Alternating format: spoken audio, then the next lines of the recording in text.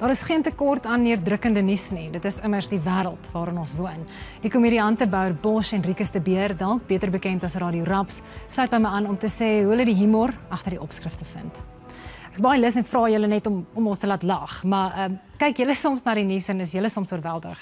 Ja, ek dink dit is. Ek dink as jy dit klink nou half ironies, maar ek dink as jy nie oorweldig gewees nie, moenie nuus kyk nie. Ek dink Suid-Afrika is in 'n unieke posisie waar jy moet 2 keer kyk of dit absurd is en 'n grap is en dan baie keer dan dink ek dit kan nie wees nie. En dan is dit. So ja, dis taai tye. Dis taai tye. En jy, Bouer? Ja, dit voel baie keer of ek wakker word en sê ek soos of ek in 'n Black Mirror episode of 'n simulasie, een of ander vorm van 'n simulasie en ek het getime travel na 'n ander tyd toe, maar dan moet jy gaan nee, want dis eintlik wat afspeel voor jou. Dit is Suid-Afrika net in nog 'n dag of in die wêreld. Is al as jy kyk na wêreldfigure wat miskien vir julle goeie materiaal gee vir komedie. Wie sou dit wees? Die hele wêreld. Ek dink die hele wêreld is in 'n omswaai fase. So kragte skuif, opinies, die pendulum swaai bietjie. Ons kan sien daar was 'n baie meer, ek sou sê liberale uitkyk gewees tydens COVID en daarna die pendulum bietjie meer na regs geswaai. So dinge verander. So alles is nou vreemd. Alles pop nou uit. Alle verskillende opinies begin nou flash obviously Donald Trump wat baie wise maak want hy is nie 'n politikus nie. Waarvan ek hou, want jy kan nie meer 'n politikus trust vandag hier. Dis maar net 'n ongelukkige feit. So dit is lekker rooi ligte en ek dink die reaksies op dit is eintlik die snaakse goed. Want let's be honest, daai ou kyk nie eintlik na sy eie Twitter feed en die kommentaar. Ek ken nie hy's op X en ek dink hy is, maar ek dink hy tik so en dan sê hy tik bietjie daar dit en dit en dit en dan sê sy okay dan druk hulle enter. So ja, ek dink net dit skep 'n omgewing waar absurditeite uitkom. En ja, dit is iets om nogal jy moet dit fyn dophou, fyn onderskeid tref. Ek wil nie te swaar raak nie, Bouer, maar is dit nie ook dat daar omdat ons polities so verdeeld is dat dit ook moeilik is as dit kom by komedie, dat jy voel jy kan sekere grappe nie maak nie of daar's 'n sekere gehoor wat net glad nie na jou gaan luister nie. Ek dink ook die vrees is om wie gaan jy vervreem, want komedie, daar's altyd 'n slagoffer met 'n grap. So as jy kies om 'n sekere angle te gaan met 'n grappie of 'n skets wat jy maak, dan moet jy weet daar's 'n slagoffer en dan moet jy weet daai slagoffers gaan kom vir jou. So jy moet baie keer as jy in die plek in die middel om te besluit sê wat wil ek die joke eer en ek gaan nou double down, maar dan weet ek hulle kom vir my. Maar dan moet jy maar net jou gut trust en gaan hoekom maak jy die grappie? Want jy wil op die ou en ook maar net 'n speel ophou. Die idee is nie eintlik om jy wil nie afslaan nie, jy wil opslaan. Dis eintlik mos maar waar komedie ook gaan. Maar ek wonder altyd hoe ernstig is hierdie ouens eintlik oor wat hulle sê. As jy kyk na die goed wat Trump tweet, jou Zille, jou Mbalula, dan as ek soos sal julle so met mekaar praat as julle like 'n biertjie drink of is julle eintlik ernstig oor wat julle nou aangaan? Dit voel soos 'n klomp kleuterskoolkinders wat beklei oor 'n frieke prentjie. Dis presies en ek dink dis hoekom baie mense, ek dink ons het vroeër oor gepraat, daar's 'n globale bewuswording wat besig om te gebeur. Mense begin deur die ouens kyk wat die politieke narratiewe skree. En dit kom neer op 'n beginsel dat ek dink van alles in die lewe is meetbaar en alles het 'n effek wat jy kan sê daai spesifieke policy of iets het hierdie tipe effek. En ek dink mense begin politisie kyk en hoor die beloftetjies en hoor die goedes en hulle gaan sê come on man, dit raak nou absurd. Ons gaan begin deur dit kyk en agter die karakters kom. Want jy kan nie vir my sê 2 ouens kom en weet jy wat, jy's sleg vir die mense, jy gaan hierdie land terroriseer en na die tyd kap jy whisky saam en drink 'n koffie nie. Ek gaan nie een van die 2 trust nie. En ek dink dit is wat gebeur. Mense word wakker teenoor dit.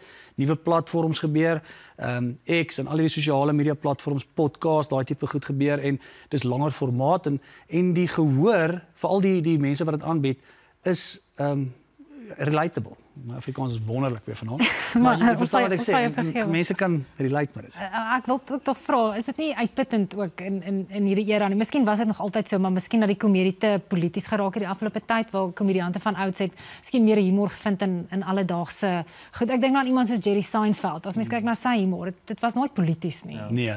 Ek dink sosiale media en hoe die wêreld verander het met hoe vinnig kommunikasie en inligting by jou uitkom het bygedra tot dis amper low-hanging fruit om politici te vat vir jokes, want hulle is op die voorgrond van elke liewe ding. As jy jou Instagram, TikTok maak, is ook wat jy oopmaak nie, daar's een of ander klip van iemand wat weer iets gesê het, of 'n simpel ding wat afgespeel het by die White House, of even freaking hier by ons in Suid-Afrika.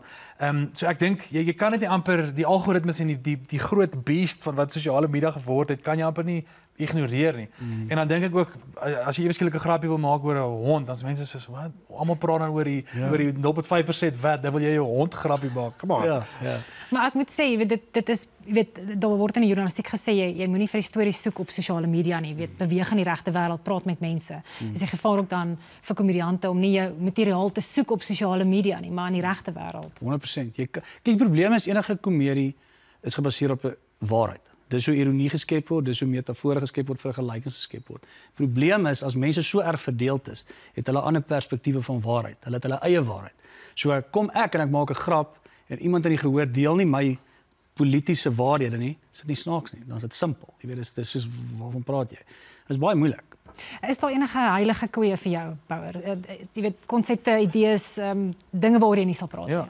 Ek dink vir my is dit belangrik. Ek hou daarvan om op te punch. Ek weet nie wat die Afrikaanse term vir dit is. Opbou. Maar ek dink iets die regering is dis ons common enemy. Niemand hou van die regering nie. So dis 'n maklike ding. Almal hou daarvan om hulle aan te vat. Maar ek is iemand wat noodwendig vir 'n minderheidsgroep sal ek nooit gaan vir die jugular gaan en gaan ek gaan nou sekere groep mense aanvat want ek dink daai ouens kort jy se stem. So ek sal eerder probeer 'n stem wees as wat ek nog 'n ekstra persoon is wat hulle probeer minder maak as wat hulle reeds is. Maar ag ja, in general probeer ek ook nie vloek nie. Ek's maar 'n ou NG Kerk seun.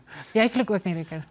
Soms, afhangende hoe kwaad ek raak en ek moet sê as ek die politieke goed lees, kan jy nie help nie. Ek dink net vir my gaan ek dink ek verteenwoordig 'n klomp mense wat half gatvol is vir politiek. Soos ek sê, ouens kyk deur dit. En dit maak dit net soos jy begin kommentaar lewer op goed, maar jy begin kommentaar lewer op die nonsens. Ek het nou amper dit gesê, nee. Maar jy begin kommentaar lewer op die nonsens, wat jy soos luister. Ek gee nie om wat se baadjie jy dra of wat se badge jy dra nie. Hierdie werk nie vir die ou op straat nie. Dit het nog nooit gewerk nie en dan maak dit makliker om te kyk. Kyk, daar's soveel verskillende kultuurgroepe en oogpunte en dis nogal waar het ons voor die tyd ook gesê het. 'n Ou moet op 'n punt kom wat ons kan sê, okay, kom ons onderhandel en kom ons maak grappies en kom ons gepraat, maar kom ons begin met waaroor stem ons saam. En ek dink om hardcore politiese grappies te maak dat jy weet jy gaan 'n sekere groep laat lag ten koste van die ander groep, help nie eintlik daai narratief nie. Maar Bouwer, daar's ook soms druk dat komediante, daar word baie keer van julle verwag om 'n politieke standpunt te neem of om jou kennis oor 'n sekere kwessie of dit nou die situasie in die Midde-Ooste is of die oorlog in Oekraïne en Rusland. Jy weet dat jy dadelik moet jy 'n standpunt daar hê, jy moet gaan navorsing doen wat mense wag om te hoor wat julle daaroor sê. Ja. Ek dink baie keer voel ek so 'n bietjie nie dat ek enigstens die barometer is van 'n rasionele opinie rondom politiek nie, maar baie keer voel ek so 'n bietjie verantwoordelik om te gaan.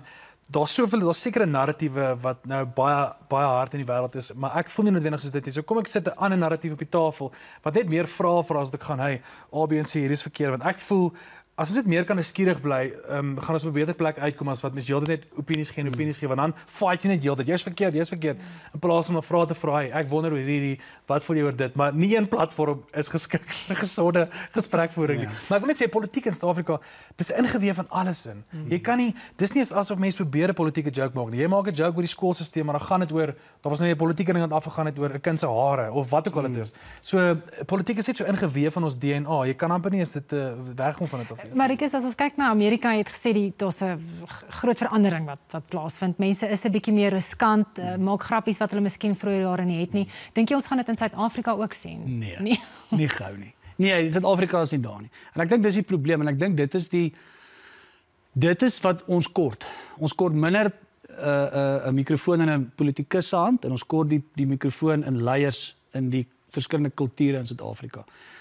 Soos ek voorheen gesê het, ons moet op 'n plek kom wat mense wat jou spesifieke kultuur en jou verteenwoordig en na wie jy opkyk om oor mekaar te sit op 'n tafel en die voorbeeld te wees van hoe ons behoort te onderhandel oor sekere goeders. Want op hierdie stadium politiek bestaan as daar onrus is. Want iemand moet onderdruk word sodat iemand hom kan verteenwoordig. So vir die politieke stelsel om voort te beweeg, moet dit chaos wees.